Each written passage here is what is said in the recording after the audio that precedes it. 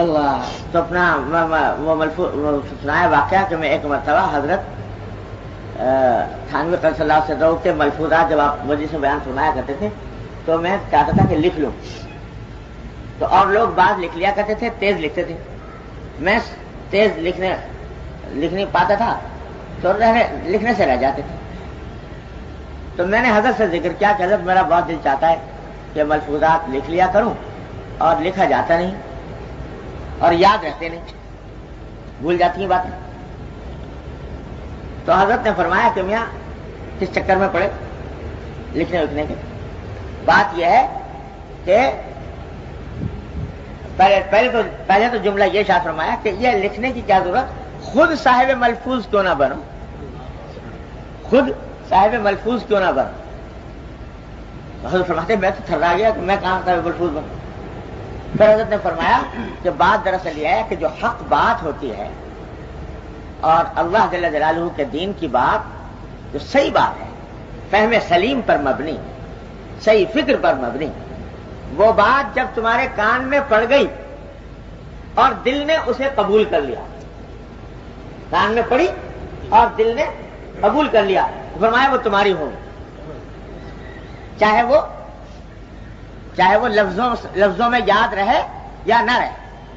جب کان سے سن لی، دل سے قبول کر لیا تو تمہاری ہو گئی. انشاءاللہ جب وقت آئے گا تو اس وقت یاد آ جائے گی، اس وقت یاد آ جائے گی، عمل کی توفیق ہو جائے گی انشاءاللہ.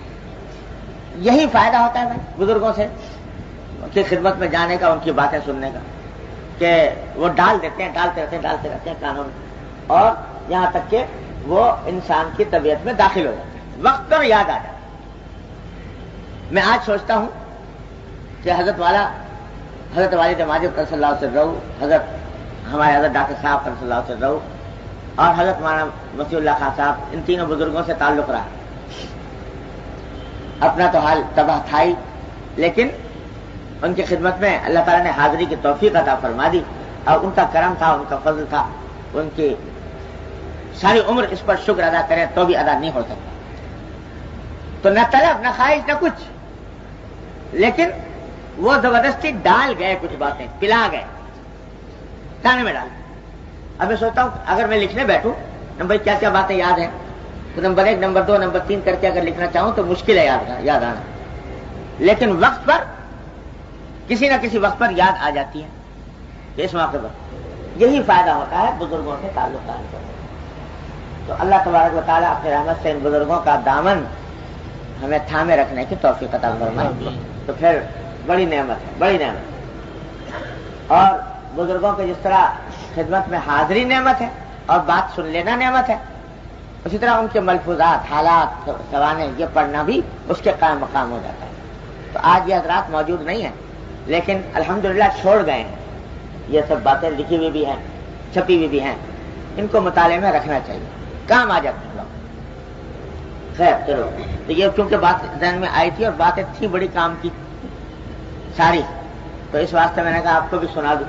اللہ تبارک و تعالیٰ اپنی رحمت سے ہم سب کو اس کے اوپر عمل کی توفیق عطا فرمائے. جب بھی سستی ہو تو معمول کے سلسلے تو اس کو مقابلہ کرنا چاہیے. دیکھو عذر اور چیز اور سستی اور چیز. عذر ہو پھر چھوٹ جائے تو کوئی غم نہیں، بیمار ہے چھوٹ گیا، کوئی اور سفر پیش آ گیا چھوٹ گیا، تو وہ کوئی حرج نہیں. جب اللہ میں نے اس کے اوپر مواخذہ نہیں کیا اور اس کی پابندی کی تلقین نہیں فرمائی تو ہم کون ہیں؟ جب اللہ نے رخصت عطا فرمائی تو رخصت ہے، تو اس پر رنج نہیں کرنا چاہیے. بیماری میں معمول چھوٹ گیا یا سفر میں چھوٹ گیا یا کسی زیادہ اہم مصروفیت میں چھوٹ گیا جو دین ہی کا تقاضا تھی. ماں باپ کی خدمت میں لگا ہوا ہے، ماں باپ بیمار ہو گئے، ان کی خدمت میں لگا ہوا ہے. اب اس خدمت کی وجہ سے معمول چھوٹ گیا، کوئی پرواہ نہیں، اس سے کوئی رنجیدہ نہیں ہونا چاہیے. تو عذر کی وجہ سے چھوٹ جائے تو اس پر رنج نہ کرنا چاہیے، اور سستی کی وجہ سے چھوڑنا نہیں چاہیے کہ سستی ہو رہی ہے زیادہ چھوڑ. سستی کا واحد علاج یہی ہے کہ اس کا مقابلہ کرو، ڈٹ جاؤ، اس کے آگے ہمت سے مقابلہ کرو. اور اس کا علاج سوائے استعمال ہمت کے کچھ اور نہیں.